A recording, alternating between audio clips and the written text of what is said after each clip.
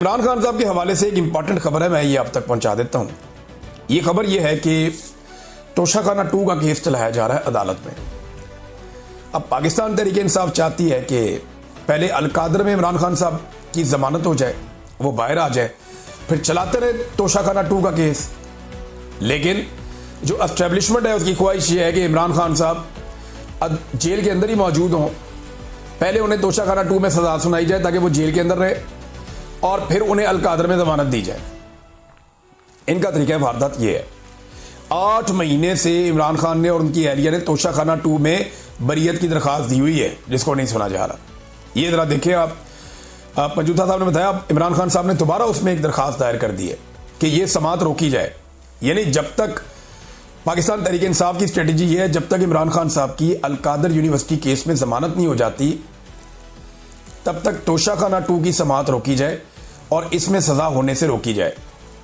अगर तोशाखाना 2 में सजा रोक दी जाती है और इमरान खान साहब अलकादर में जमानत ले लेते हैं तो फिर तो वो बाहर आ जाएंगे, या कोई नया मुकदमा बनाना पड़ेगा उन्हें अंदर रखने के लिए। तो इमरान खान और बुशरा बीबी की तोशाखाना 2 की केस में बरियत की दरखास्तों पर इस्लामाबाद हाई कोर्ट में 8 महीने से एक भी बाकायदा समात नहीं हुई। नवाज शरीफ के लिए ये सिस्टम एयरपोर्ट पहुंच जाती है अदालत कि मियां साहब ने अंगूठा लगाना है, और इमरान खान की 8 महीने से एक भी समात नहीं हुई तोशाखाना 2 के केस में। ये हालात हैं। और ये जज कौन है? ये वही जज हैं जिनको 26वीं आईनी तरमीम के बाद लाया गया, जस्टिस इनाम अमीन मिनहास। इन्होंने 23 और 28 जनवरी को 2 समातें की थी। तब से ये मामला ठंडा पड़ा हुआ है। फिर 25 अप्रैल को हमारी एक दरखास्त मंजूर की गई, लेकिन यह मामला अभी तक नहीं सुना गया। ये पाकिस्तान तहरीक इंसाफ का मौक़िफ़ है। लेकिन इमरान खान साहब ने और बुशरा बीबी ने, अब ये एक वकला का एक और तरीका है कि कुछ भी करके इमरान खान साहब को बाहर निकालने का इंतजाम किया जाए। तोशाखाना 2 में देखें, वकील तो बेचारे अपनी कोशिश करेंगे ना, जोर लगाएंगे, अदालतों में जाएंगे, लेकिन एस्टेब्लिशमेंट ने जब यह फैसला किया हुआ कि इमरान खान को हमने बाहर नहीं निकालना, तो वो कोई और रास्ता देख लेंगे इमरान खान को जेल में रखने का। यानी वो 9 मई के अंदर कोई और एक चीज करके गिरफ्तारी डाल देंगे, कोई खुफिया कहीं से मुकदमा उठाएंगे जी इसमें इमरान खान मुलविस था, गिरफ्तारी डाल देंगे।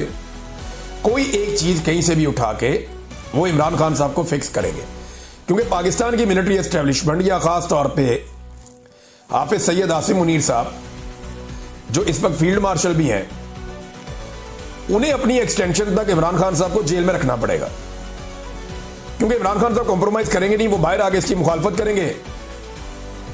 और आसिम मुनीर साहब जो है वो अभी कंटिन्यू करना चाहते हैं इस नौकरी पे। वैसे कोई भी आर्मी चीफ आता है वो कभी रिटायर होना ही नहीं चाहता, वो चाहता है कि वो इसी सीट के ऊपर रहे और मरते दम तक यहीं पे रहे।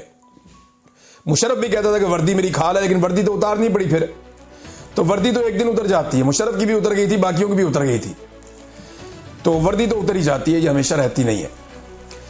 ईमान मजारी साहिबा ने इनका जो मामला है उस पर एक स्टेटमेंट दिया है, लेकिन उससे पहले जो जज साहब ने स्टेटमेंट दिया ये जरा आप देखेंगे, मुजम्मत आ रही है हर तरफ से। एक तो लाहौर हाई कोर्ट बार ने जस्टिस डोगर को नौकरी से फारिग करने का मुतालबा कर दिया। उन्होंने एक मुजम्मती बयान जारी किया कि ईमान मजारी अपने क्लाइंट की नुमाइंदगी के लिए अदालत गई थी, ना कि चीफ जस्टिस का दीदार करने। चीफ जस्टिस का आमराना रवैया जजेस कोड ऑफ कंडक्ट का सरियन खिलाफ वर्जी है और ऐसे जजेस को अदालती कार्रवाई से दूर रखना चाहिए। लिहाजा सुप्रीम जुडिशल काउंसिल नोटिस ले और जस्टिस डोगर को ओहदे से फारिग करे। वैसे इनके खिलाफ सुप्रीम जुडिशल काउंसिल में केस या रेफरेंस बना के भेजना चाहिए। दूसरा, खवातीन ने इसकी बड़ी मुखालफत की है। ये कुछ खवातीन के स्टेटमेंट भी हैं। 41 खवातीन वकला ने इस्लामाबाद हाई कोर्ट के हवाले से एक दस्तखत करके एक मुजम्मती बयान जारी किया है। खवातीन वकला की चीफ जस्टिस की जानिब से एडवोकेट ईमान मजारी के मुतालिक गुज़िश्ता रोज़ के रिमार्क्स की मजम्मत की है। ख़त में कहा कि खवातीन वकला की हैसियत से चीफ जस्टिस सरफराज डोगर ने ईमान मजारी मुतालिक रिमार्क्स की मजम्मत हम करती हैं। रिपोर्ट के मुताबिक चीफ जस्टिस ने ईमान मजारी को तौहीन अदालत कार्रवाई की धमकी दी। चीफ जस्टिस ने ईमान मजारी के शौहर को कहा कि इसे समझाएं। चीफ जस्टिस के रिमार्क्स जिनसी तफरीक, धमकी आमेज और एक जज की तरफ से नामुनासिब रवैया पर मबनी है। तो ये उन्होंने ख़वातीन ने भी इसकी मुखालफत की है। अब चीफ जस्टिस ने उसके बाद सफाई पेश की। वो ये कहते हैं कि तौहीन अदालत की कार्रवाई हुई तो बच्ची का कैरियर ख़राब हो जाएगा। उन्होंने वजाहत की कि ईमान मज़ारी मेरी बेटियों की तरह है। मैं कल उसे समझा रहा था, मैंने कहा कि आप मेरे फैसलों से इख्तलाफ कर सकती हैं, ज़ात पर ना करें। मैंने तो नहीं कहा कि मैं पकड़ लूँगा, इस बात को कल से फैलाया जा रहा है।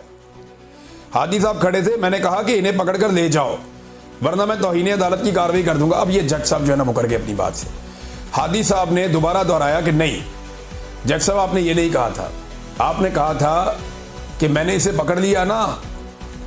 तो वैसे मैं आपको एक बात बताऊं, पकड़ना तो जब भी है वो अल्लाह रब्बुल इज़्ज़त ने पकड़ना है, उसकी पकड़ बड़ी सख्त है। वो पेशानी के बालों से और पैरों से पकड़ लेता है, इंसान हिल भी नहीं सकता। अल्लाह ताला कुरान पाक में कहता है बार बार कि उसकी पकड़ बड़ी सख्त है मेरे अल्लाह की। तो पकड़ने का इख्तियार तो सिर्फ अल्लाह के पास है। आप कहां से खुदा बन रहे हैं कि मैंने पकड़ लिया ना। और अगर किसी दिन आपको अल्लाह के हुक्म से अवाम ने पकड़ लिया ना, तो फिर आप देखिएगा क्या होगा। और बहुत सारे ममालिक की मिसालें आपके सामने हैं जो वहां पे ऐसे जजेस के साथ जो एस्टेब्लिशमेंट के या हुकूमतों के इशारों पर नाचते थे उनके साथ हुआ। लिहाजा अपना अपना किबला सबको दुरुस्त रखना चाहिए। ईमान मज़ारी साहबा का भी इस पर स्टेटमेंट आया। ईमान मज़ारी साहबा ने कहा कि पहले तो चीफ जस्टिस साहब ने बदतमीजी की, मुझसे मेरी काम की जगह पर मुझे हरास किया गया। देखिए ना, यही बात मैं कर रहा था कल भी कि इनको हरासमेंट का केस करना चाहिए। और खुली अदालत में मुझे धमकी दी गई, अपने किए पर शर्म तो इन्हें आनी नहीं और आज भी सेक्सिस्ट रिमार्क्स पास कर रहे हैं। मैं ना तो उनकी बेटी हूं ना ही बच्ची हूं, मैं एक प्रोफेशनल वकील हूं। तूफाने बदतमीजी करके अब कहते हैं मेरी बात सही कोट नहीं की गई और आज भी वही रवैया है। तो ये ईमान मज़ारी साहबा ने और उनके शौहर ने खुलकर बताया कि अब चीफ जस्टिस अपने बयान से भाग रहे हैं और झूठ बोल रहे हैं। असल बात वही है जो कल उन्होंने अदालत में कही और मीडिया ने उसको रिपोर्ट किया था। नादरीन, एक और चीज़ जो है मिसिंग पर्सन के हवाले से मोहसिन अख्तर कियानी साहब का एक स्टेटमेंट है। मैं चाहता हूँ ये स्टेटमेंट मैं आपके सामने रखूँ, ये बहुत इंपॉर्टेंट उनका स्टेटमेंट है। जस्टिस मोहसिन अख्तर कियानी साहब ने मिसिंग पर्सन के केस में वफाकी हुकूमत के नुमाइंदे से एक सवाल पूछा, क्योंकि इन्होंने कहा जी हम जो मिसिंग पर्सन है ना उनकी फैमिलीज को 50-50 लाख रुपया दे रहे हैं।